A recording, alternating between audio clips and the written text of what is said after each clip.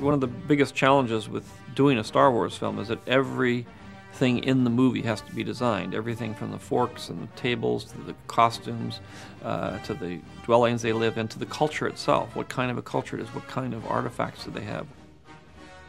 And it's a very big job because every little minute detail has to be thought through. The design task for Episode 1 was literally like designing 5 or 6 or 7 films, in that each world needed its own history and everything needed to be thought out. So like on Naboo, we have a very craftsman and sort of elegant look, whereas on Coruscant we have a very angular and sort of concrete and metal look. Everything about these worlds needs to be distinct enough so that when George is intercutting between these different environments in the story, you know right away where you are visually, whether it's a texture of the material, the color of the material, or the look of the material. This looks like a stone and everything. I would, like make this thing chrome. I try to tie it into the ship. One of our biggest challenges was to create a world that was very different, but yet still had very strong ties with the original Star Wars. And it was a very difficult problem in that we are exposed to so much in terms of movie designs nowadays that in order to come back and try to come up with something fresh is a very daunting task.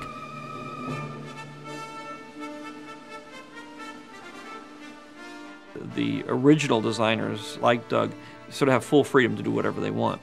And then I will sort of modify it. Then I work with Gavin even further to modify it to what is actually practical to do. It starts off as one idea, just gradually by discussion or sketches or showing ideas or reference photographs or location photographs.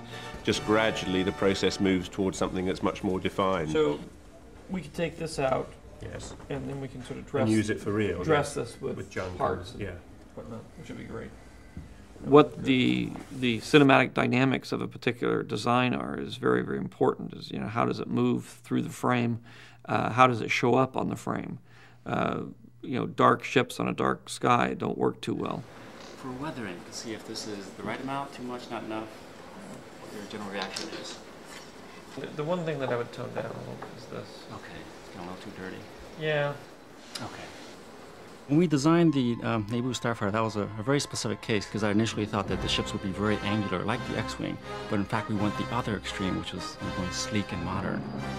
So I started referencing 50s-style automotive hood ornaments. And from there, we kind of started expanding further on that design, taking the idea of take your sort of classic 50s rocket ship and updating it a little bit, putting new materials on it and so forth. I think George really wanted to come up with a new idea because he didn't want to build something bigger than the last film to make a statement about bigness. I think he wanted a look that was really interesting.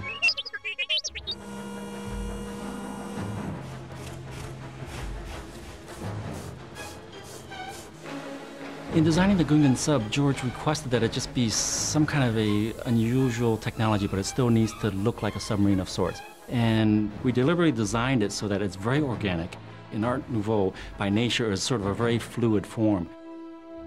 And so the Gungan sub now has a very squid-like or manta ray feel, where you have these semi-rigid organic propellers, yet it's powered by a fuel source that is unknown.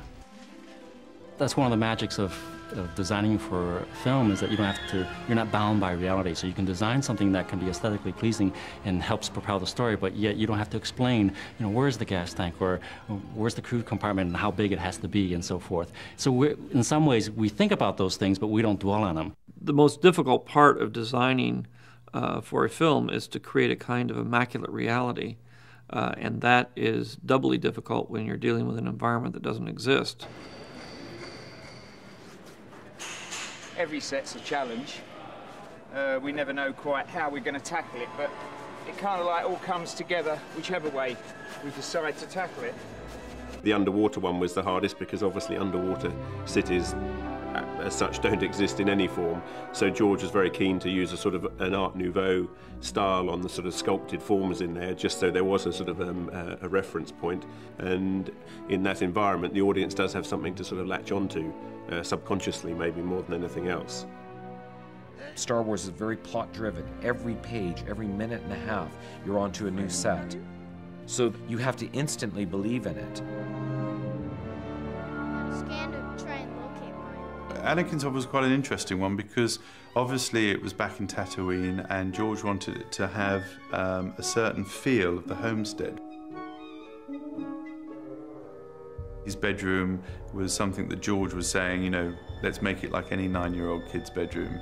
But of course, he lives in Tatooine, which is kind of slightly different. It's not until you lay on your bed and you start to count all those different bits and pieces that you got there that go to make up your own set at home that you realise that you're actually recreating an environment like that, but in a completely different world. Sell me? Bye. Oh my. The big issue always is that you're designing a lot of things that don't end up in the movie, because you design a huge world and then you just use a small part of it. But you're not really sure in the beginning what is going to get used and what isn't going to get used, so you have to think through everything. All the designs for the prequel is an incredible body of work. You can basically take all of our rejected ideas and come up with a whole new different film.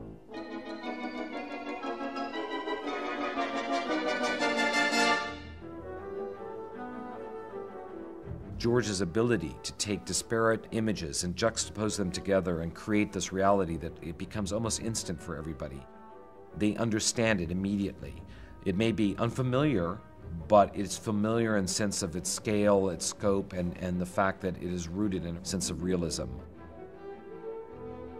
I put forth a lot of challenges to people in this movie.